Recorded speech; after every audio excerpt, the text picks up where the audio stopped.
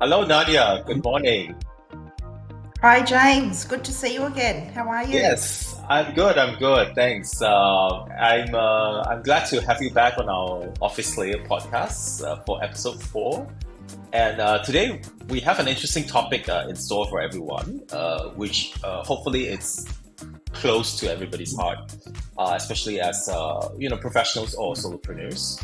And the topic is around managing our inner critic, right? So I think both of us having being in professional life and then subsequently went on to taking on solopreneurship must have faced inner critic coming up at various points. And today we'll use the time to explore that, what our experiences have been so far on this topic.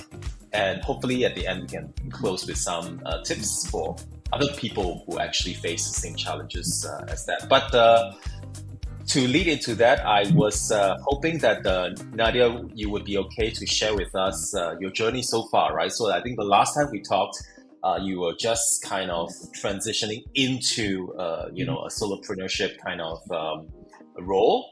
And it's been 7 months since, something like that. And so I was hoping you could share with us what your journey was like from the beginning in the context of challenges and also, how the inner critic has shown up. Yeah, absolutely.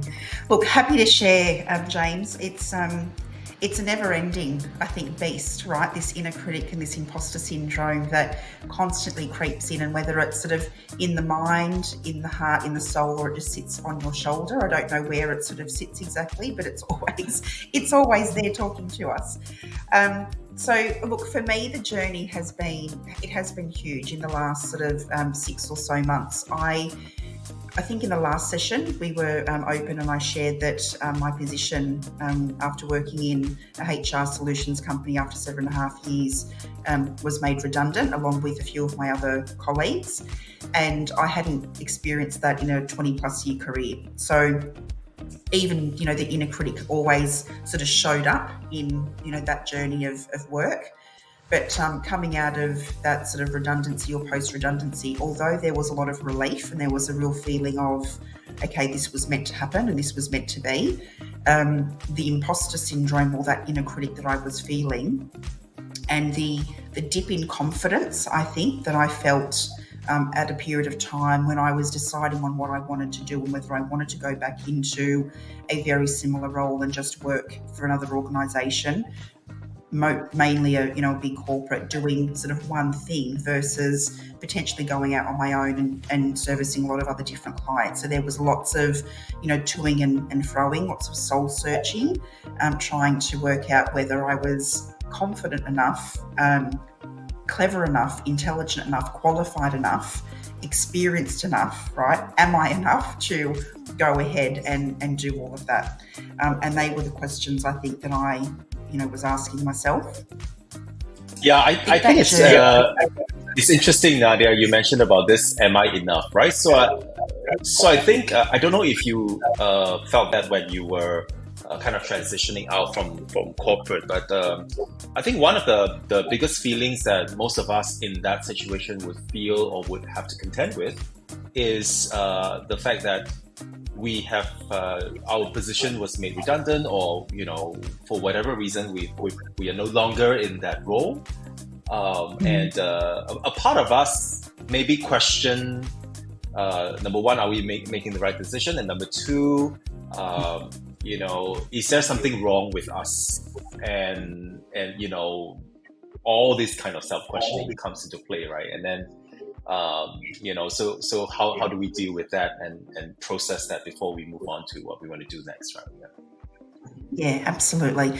And look, there are significant moments, I think, in our lives when it really comes to the fore.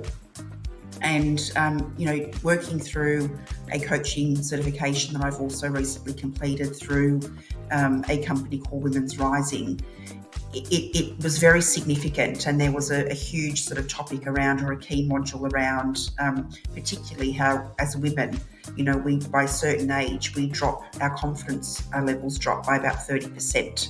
And so, as children or as young ladies, we sort of come into the world feeling very, very confident, feeling extremely sure of ourselves. And then over time, life, societal norms just get in the way, and we start to lose that confidence. And it's mainly seen in high achieving women who tend to really experience that inner critic. But it actually goes to show that it's not just that demographic. It's actually quite, and I'm seeing now as I'm coaching a variety of different people who are going through the same experience, and their roles are being made redundant. This inner critic and this lack of confidence comes up for many, for men, for women of all ages, and it really is an opportunity, and particularly in times of change where you are going through a transition, when you do want something more for yourself or you do want something better, that's when the inner critic shows up most, right? And it's its highest. And so it's about learning that that's not a bad thing. I think it's about understanding that it is very, very normal. It is, and we need to normalise that through also just understanding and experiencing and accepting those feelings, and then being very pragmatic about what you've achieved, what your strengths are, talking to people about what that might be, and what that might look like for each individual, in order to help you move forward and make the choices. And that's what I did. So for me, some of the key steps that I really took, I did a brand audit, and I don't know if I had mentioned this to you before, but that was part of the certification that I was doing as well. It was just a little activity that we had to do. And I had to reach out to my network, and I reached out to about 20 people in my network, and 15 of them came back with really wonderful responses. And I was asked, to give them some questions. What are 5 words that describe me? What are my key strengths? What are my key development areas? One was, what would you say is my superpower, or what is my brand sweet spot? And it was so beautiful to get all of that feedback, back from a lot of my network. And I didn't reach out to family and friends because I knew that they would just be positive. I wanted this to be specifically about my professional career. Yes. And the funny thing is, and as a community or the cohort that we were learning within, we all went straight to our development areas. So every time that feedback came back from an individual, we all went straight to, what are they saying in my key development areas, without actually going and saying, no, let's put that to the side. We don't need to worry about that. We need to focus on our strengths, right? And we need to keep thinking about going back to and reframing, what are the things that people are saying positive about me? What are the things that I believe are true? And that sort of helps you, again, move forward and continuing to sort of bring that confidence back in order to move forward and make the right choices. So that was one of the key things. But look, in saying that, building a website from scratch, having to do a video recording and then put that on my website, that took me, I procrastinated on that for so long, because I just didn't like seeing myself on video, and I don't watch these podcasts back because I also don't like that, right? So these things that just creep in, and I just had to do, and I was told, just get over yourself and just move forward and get it done and put it up there. And in the end I did, and it wasn't that bad. The feedback that I got from that was, again, quite positive.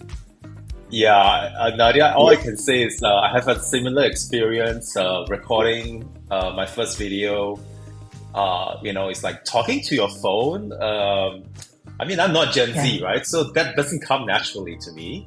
And I was, like you, I was attending a, what is it called? A LinkedIn branding course, something like that. Personal branding, yeah. And part of the activity or the class was to create a video introducing yourself. And so, I don't know, I did 25 takes in class. And every time I watch it, I was like, I cannot watch it. It's so cringe, and that kind of thing. But you know what? After watching the 10th video, the cringe factor kind of just drops, and it's like you start to kind of have a little bit more objectivity. Looking at, okay, so this is James' video. He's doing okay for this part. he has a lot of filler words over here, or he's stammering a little bit over there, those kind of thing, and you kind of bring to bear your training in terms of, okay, how can I do better, and so the video becomes more objective, and you don't attach so much emotions to it. Yeah, so it gets better over time. And look, years ago, I did a presentation course, a training course. It was a 3-day, and we had to present in front of a group of people in a boardroom, but there was a video camera recording us at the back of the room. And that night we were given that little USB. We had to go home and watch ourselves over and over, right? Assess our own presentation skills, then come back the next day and redo it again. And so that was the first ever, right, for me, situation that I was put in where I actually had to sit back and actually watch and reflect and assess myself. And it's very confronting. But I feel with the video experience too, I think as I started to watch it back, I could see myself also, drop the cringe factor, and then I could feel myself smiling. And I thought, well, okay, if I'm smiling, and then I would watch my children and I would watch my husband, and if anyone else was sort of watching the video and I saw their reaction and they were also smiling, then I thought, well, okay, it's serving its purpose, right? It's supposed to make people smile. If I had my daughter sort of look at it and go, no, Mum, that's not right, then I knew let's take it up, let's do it again, until I got the right response. But yeah, it is about practice, I think, and look, I can't say that I'm over it, because there's still a lot, I think, as a solopreneur or that you have to do to promote and to brand yourself and your business. I'm not there yet. I don't vlog every day. I don't record every day. That's the one recording that I've done. But I know that there'll be more, and I probably won't be as worried about it if I, when I do them again. So Nadia, I'm just curious, based on all the different tribulations you've had to go through as a solopreneur so far, right? All the things that you've said you've had to learn by yourself, or learn from other people. How has the inner critic showed up for you? Like, what happens to you? Have you observed what happens to you when your inner critic is having a field day on a particular day, right? What does that look like for you?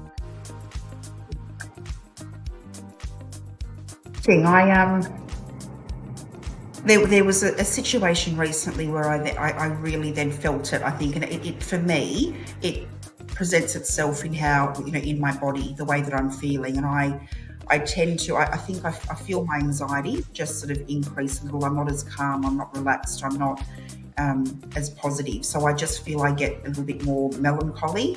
I start to overthink, and I think negatively versus positively. So I get into that real fixed mindset. And I think what's really important here, and what I love to do, with dopamine coaching, is really talk about an individual's growth mindset, and how by shifting and reframing into something more positive, that's how we move forward in life, and that's how we succeed and change and grow. And so for me, as soon as and we don't stay in a growth mindset constantly, right? It's impossible. So I definitely feel myself dipping into the I can't do, I'm not good at, and my self-talk becomes quite negative. Why am I doing this? What was I even thinking? Am I doing the right thing? Again, the am I enough, creeps in. So it's the self-talk, it's the feeling of a little bit of anxiety. I could probably feel a little bit of sadness as well creep in, and I'm like, this is not me, this is not how I want to feel. And it's not until I then start to reframe, obviously, and then you shift back into that, well, this is actually normal, I'm allowed to feel this way, but I can't sit in it for too long. I've got to sort of flick the switch and start thinking again about all the strengths, about all the positive things people said, all the positive things that I feel about myself, and know my capability. Sit in that space and then move forward. But it can absolutely, it's the thinking that takes over. And so you have to shift into a space as well where, whether it be meditation or mindfulness, where you think less, so that you don't ruminate, towards the negative, because again, that's so easily done for so many of us. Yeah, thanks Nadia for sharing that. I think from my perspective, I cannot say that I've been very self-aware of to the same level as you in terms of okay, so what happens when my inner critic starts to show in terms of the body reactions and emotions part. But I can tell you for sure one thing that is common with you is that the brain switches on into this it can't be done, you cannot do it, those kind of narratives, and that just takes over. And and I think judging from what you've shared so far, it takes some effort to recognize that our minds have just slipped into that inner critic model, and how to kind of catch ourselves and stop thinking that way, and then have a more balanced perspective in terms of okay, so to your point earlier about strengths and development areas, just put it on the same piece of paper and say, hey, it's not all bad and it's not all doom and gloom. There are things that I've done well, there are things that people say that I've done well and really appreciate, so work on those and keep pushing in those directions, right? And do you know what? I think, James, we focus the thing that pulls us into that space of negativity or fixed mindset is we focus too much on what's the end result going to be? Am I going to fail because is the outcome and the end result going to be really, really bad? Rather than thinking, and I think this is what I've noticed in myself, if you just take that first step and focus on the process or the effort that I'm going to put in to get to where I need to be, that's where I start to shift, because I'm then focused on the tasks or the things that I have to do. I'm taking action versus worrying about what that final result is actually going to look like. And that sort of moves, I think that also helps you move out of that fixed mindset into more of a growth mindset. Yeah. Do you find you've done the same? Yeah, like I think for me, I probably need. Yeah, no, for me, I do recognize now more and more the instances where the inner critic starts to surface. But probably for me, it's a bit harder than for you to kind of just snap myself out of it and work on the actions. I think there is an intermediate phase I noticed about myself where I needed to kind of just maybe take a short walk just to think through, okay, so where is this inner critic coming from? Why is this bothering me now? Is there something deeper to it? And then before I come back into my workspace and then start working on the actions. So I need to do that little bit of processing before it comes before I get to the action step. So I think that kind of helps me. Yeah. I think the good thing is too, and one thing that I find is talking to others. So I'm a communicator. I love to talk. I'm trying to teach my kids to, talk through their feelings. Don't just react, but sort of try and process them. And even through the inner critic, I think if I talk to someone about how I'm feeling and I'm real and authentic and I'm just honest about the fact that I'm, not confident in a particular area, it's then getting their support, having some advice, getting some advice from other people, whether it's being mentored or being coached, but just having that conversation to sort of talk through the why you're feeling the way that you are, or why the inner critic has, come to fore.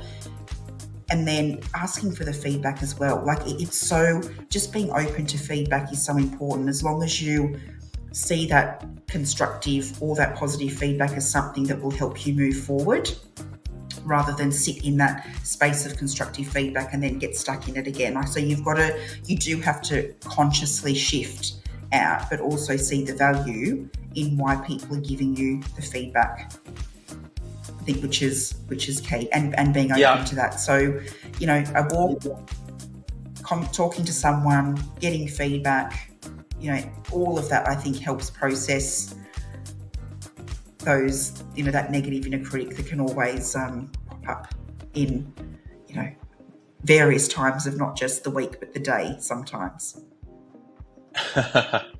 Yeah, no, I definitely talking to people does help for me as well. I think because I have decided to go into an area, coaching, training, and consulting, where I don't have 30 years of experience behind me, right? So I think the starting point for me has always been a difficult one, because because you go online and you go on LinkedIn and you see all these successful coaches and trainers and all that, and then you see what they are doing and you see the projects that they're working on, and you question yourself a little bit. You can't help but question yourself a little bit to say, hey, is it going to take me 30 years to do that?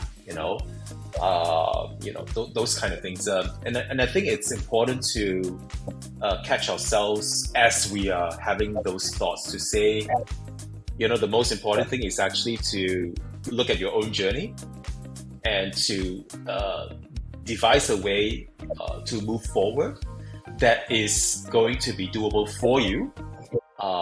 And it's not going to be productive to look at how other people have achieved success in however that you define it, and then use that to kind of put yourself down to say, hey, of course you cannot do it. Look at so and so, right? Because then that's the going down the non-growth mindset, for lack of a better term. Yeah. And that's, just like when you start in a new role, and whether this be for, the younger generations that are coming into a new position, just like starting a solopreneur career, you don't compare yourself with people that have been doing it for 30 years, or you don't compare yourself with someone in the business who's been doing the same role for 5 or 10 years, because that's exactly when you're going to start thinking, well, I can't do this. I don't do it like that. And when am I ever going to get that good at my art or my craft? It's about comparing yourself with the people that are at the same level as you, and then together going on that growth journey together. I mean, I do the same. I look on my Instagram and my Facebook and online to see all of these amazing coaches, do their thing and share all this wisdom and advice. But I'm like, well, again, it's not the pocket that I'm necessarily sitting in, so I can't compare myself directly to that, because that's not what I'm doing. But you do have to get comfortable in just sitting in your own space and really just running your own race, right, and staying in your lane and just carving out that part of the market that's going to work for you and need your services and need your support. And I'm a true believer there's enough work for everybody. And what I've noticed too in this beautiful community of solopreneurs is that we're all here to support each other. And through so many people in my network who have said, oh, if I'm really busy and I can't do that piece of work, I'm going to give it to you to do, and vice versa. If I was too busy to take something on, rather than say no to the client, I'd say, look, I've got someone else who I can refer you to who will do, if not as good a job, maybe better than what I can for you. And that's just how I think that community also starts to grow. And it's the support that also helps you shift out of knowing that you've got a community behind you that are going to support you too, helps you shift out of that space of I can't do this. Of course I can. Yeah, I think having your I call it finding your own tribe, right? So I think one of the lessons I learned, I until you just said it, I didn't connected the fact that actually having your own tribe does help silence the inner critic a little bit, or moderate the voice, the weight of the inner critic a little bit. And I learned that early on, that finding that tribe is quite important, because in at least in the area of what we do, coaching, training, and consulting, we spend the better part of the day talking to other individuals on a Zoom call, pretty much like this one. And there's very little kind of team setting and all that, right? Versus in corporate life, where we have meetings and things like that, and we have lunches and we get together and have events and that kind of thing. So I think it's very easy for us to slip into that mode where we feel we're working alone and we feel very alone on that journey, and if in that mode, it's so easy to fall into this way of thinking of, oh, there's nobody who can help me, there's nobody who understands, and this is a problem unique to myself, and I don't know how to solve it, and I'm stuck, those kind of thing, right? Whereas the reality of it is, very more often than not, if you find the right tribe you're able to connect with and support you emotionally and professionally, whatever challenges you feel you're facing today, probably someone in that group has faced it before. And start talking to them, they can actually give you some ideas. Yeah. And then you just keep learning, I think, from just talking through what you're thinking, what you're feeling, and being willing to be open and authentic and vulnerable. And I just had this conversation with a client of mine this morning before this session. There were some questions around, I'm starting a new job, how much do I share? I said, well, trust your gut, but the more you share, deeper connection you're going to make with people, and then they're going to share just as much back most of the time, right? So when we're building those connections with people, it's important, I think, that we are open, that we are honest, and even if we are feeling like we're, a fraud, or we're lacking confidence, or that inner critic is really rife, just talking about it sometimes. The amount of people, that men and women, who I've said, on any given day, oh, today I'm just feeling like I can't do this, or not that I don't want to, but I, just don't feel like I'm going to do a good job of it. They're like, oh, I feel the same way, Nadia. And then you start to talk about how together you can shift out of that space into taking a small action to get out of it and keep moving forward. But everyone feels it. Like it's such a common, feeling. And so it's great to be able to normalise it and say, let's talk about this, because everyone feels it. And some people deal with it more quietly than others, but it's important to, I think, bring it to the fore and discuss it like we are today. Yeah, no, I think it's a skill, like all skills we have to learn. It's not something most of us grew up being very good at, right? Because I think the inner critic, I don't know if you agree, but at least for a lot of us here in Singapore, the inner critic comes from a lot of cultural training as children. Right, you have to be good enough. You have to, do this and do that, and then excel at this and that.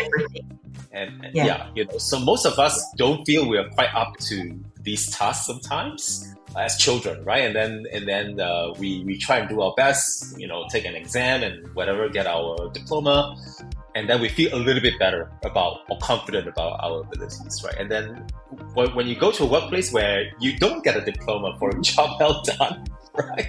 So and in a professional setting, if you have a very good manager or leader that recognizes your work and all that, and consistently, gives you affirmations for job well done, or job that is genuinely well done, then maybe that inner critic, the voice of the inner critic, is a little bit more balanced and moderated, right? But imagine if you didn't have the privilege of operating in that kind of environment. Imagine if your manager was not, affirmative, or not actually giving any feedback, or worse, giving only negative feedback.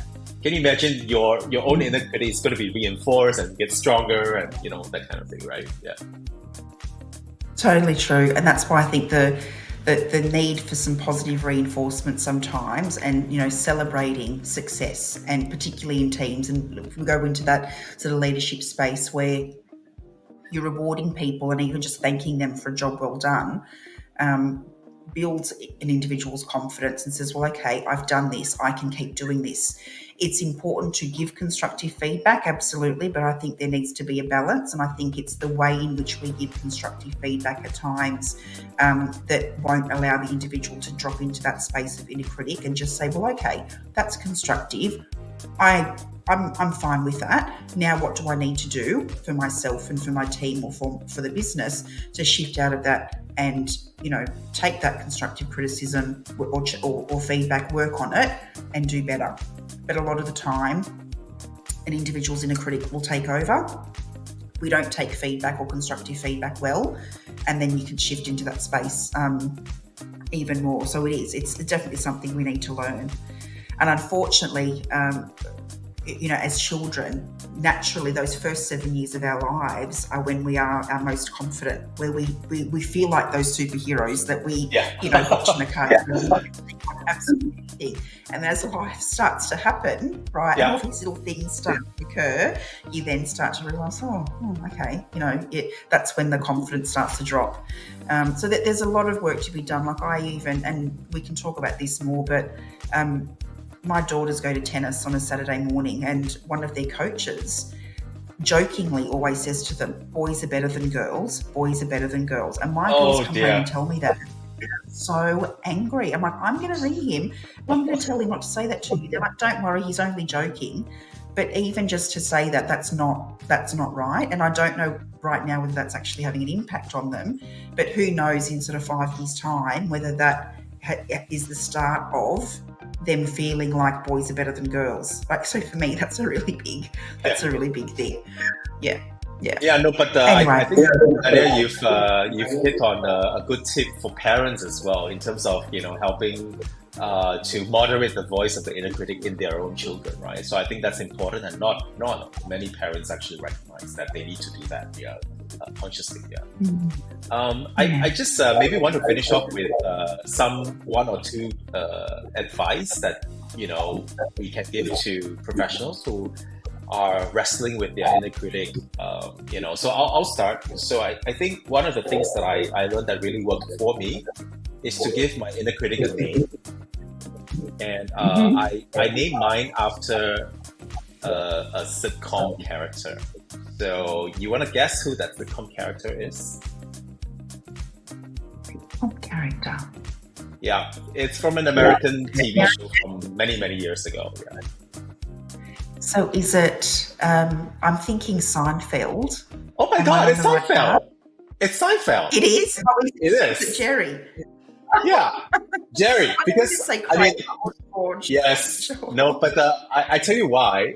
Because I watched more Friends than Seinfeld when I was growing up, but I did watch Seinfeld, and I always felt that I liked the humor that Jerry Seinfeld portrays in the show, but his character on the show was just super annoying as a neighbor, as a friend, and I just felt that is the perfect persona for how I want to call my inner critic.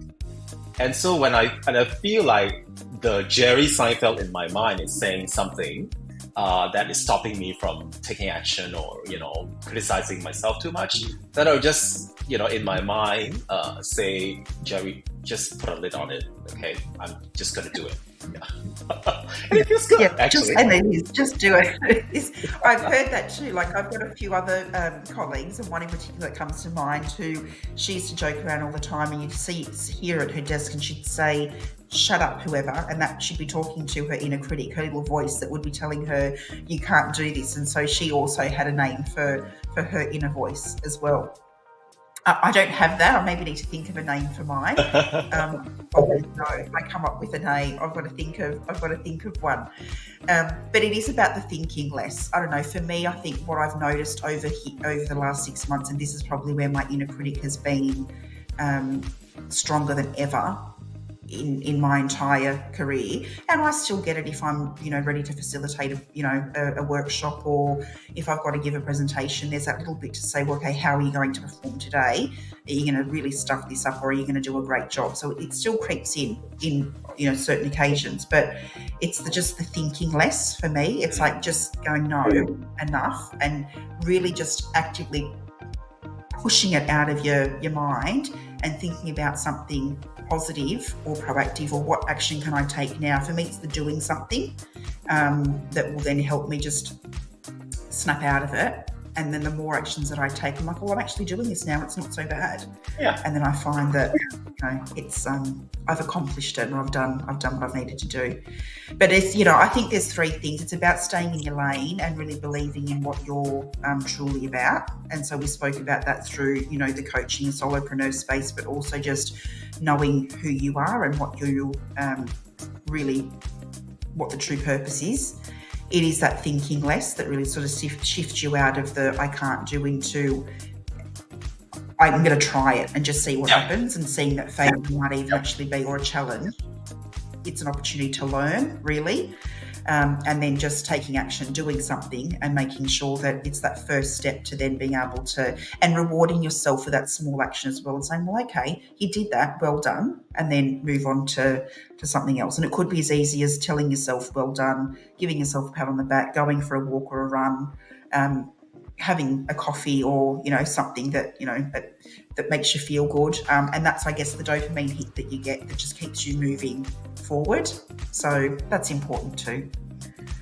Great. Thank you, Nadia. I think we're just about coming up to time. Thank you so much for sharing your insights and your personal journey on this journey of transition into solopreneurship.